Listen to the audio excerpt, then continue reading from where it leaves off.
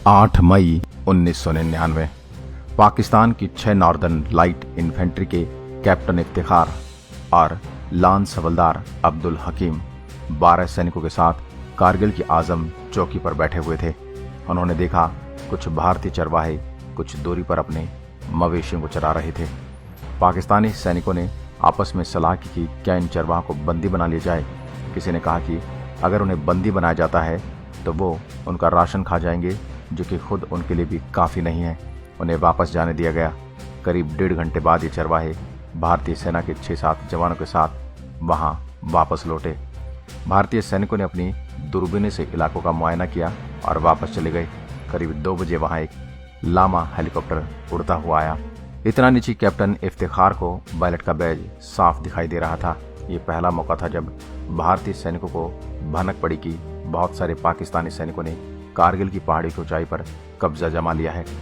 अगले दिन फिर भारतीय सेना के लामा हेलीकॉप्टर वहां पहुंचे और उन्होंने आजम, तारिक और तशफीन चौकी पर जमकर गोलियां चलाई।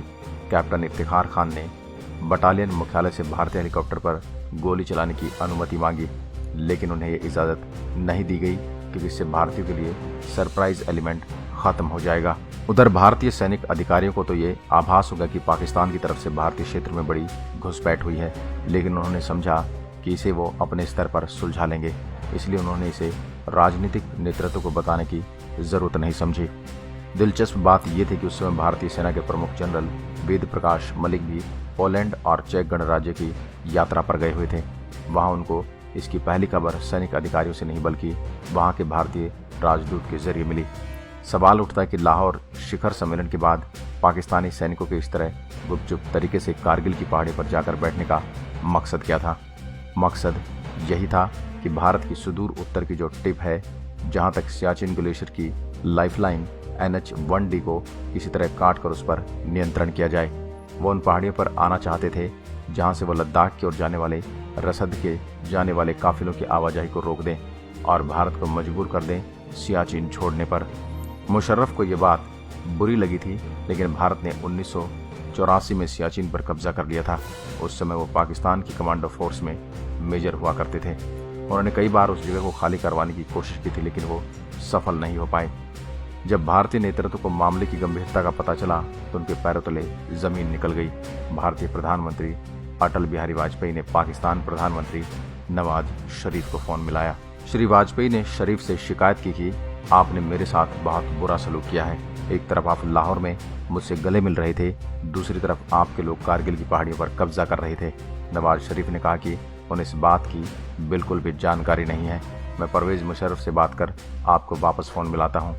रॉ इसको बिल्कुल भी भांप नहीं पाया, पर सवाल खड़ा होता है कि क्या वो इसे भांप सकते थे। पाकिस्तानियों ने कोई अतिरिक्त बल नहीं मंगवाया।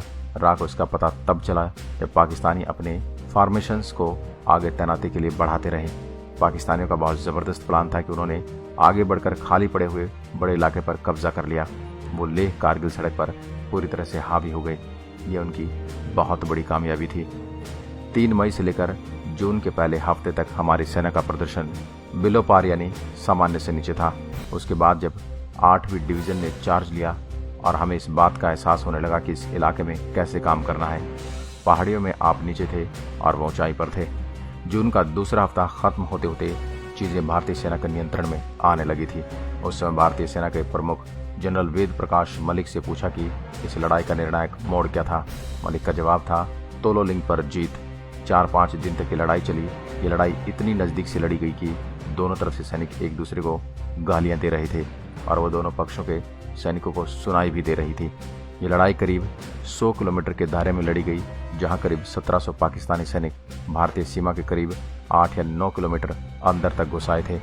इस पूरे ऑपरेशन में भारत के 527 सैनिक शहीद हो गए और 1363 जवान आहत हुए थे। भारत ने पहले उन्हें हटाने के लिए पूरी डिवीजन लगाई और फिर अतिरिक्त बटालियंस को बहुत कम नोटिस पर इस अभियान में झोंक दिया। भारतीयों ने खुद स्वीकार किया कि एक छोटे से इलाके पर सैकड़ों तोपों की गोलीबारी उसी तरह थी जैसे कि अखरोट को किसी बड़े हथौड़े से तोड़ा जा रहा हो। कारगिल लड़ाई में कमांडर रहे लेफ्टिनेंट जनरल मोहिंदरपुरी का मानना है कि कारगिल में वायुसेना की सबसे बड़ी भूमिका मनोवैज्ञानिक थी। जैसे ही ऊपर से भारतीय जेटे की आवाज सुनाई पड़ती, पाकिस्तानी सैनिक दहल जाते और इधर उधर भागने लगते। भारतीय सैनिकों को जो मोमेंटम मिला वो जुलाई के अंत तक जारी रहा। आखिरकार नवाज शरीफ को युद्ध विराम के लिए अमेरिका की शरण में जाना पड़ा। अमेरिका के स्वतंत्रता दिवस यानी 4 जुलाई 1999 के शरीफ के अनुरोध पर क्लिंटन और उनकी बहुत अप्रिय परिस्थितियों में मुलाकात हुई। एक मौका ऐसा आया जब नवाज को क्लिंटन ने कहा कि वो उनसे अकेले में मिलना चाहते हैं। क्लिंटन ने रूखेपन से कहा कि ये संभव नहीं है। क्लिंटन ने कहा कि मैंने आपसे पहले ही कहा था कि आप बिना शर्त अपने सैनिक नहीं हटाना चाहते तो यहाँ न आए। अगर आप ऐसा नहीं करते हो तो मेरे पास एक बयान का मसौदा पहले से तैयार है जिसमें कारगिल संकट के लिए सिर्फ और सिर्फ पाकिस्तान को ही दोषी ठहराया जाएगा। ये सुनते ही नवाज शरीफ के चेहरे पर हवाइयाँ उड़ने लगी थी। उधर शरीफ क्लिंटन से बात कर रहे थे। टीवी पर टाइगर हिल पर भारत की कब्जे की खबर फ्लैश हो रही थी और इस तरह पाकिस्तानी सेना ने भारतीय सेना के सामने घुटने टेक दिए और भारतीय सेना ने कारगिल पर विजय प्राप्त की। दोस्तों, इस लड़ाई में हमने भी कई सैनिक खोए। आज उनकी शहादत को हम नमन करते हैं और उनके सम्मान में जय हिंद ज़रूर लिखें और वीडियो को ज़्यादा से ज़्यादा शेयर करें। जय हिंद, वंदे मातरम।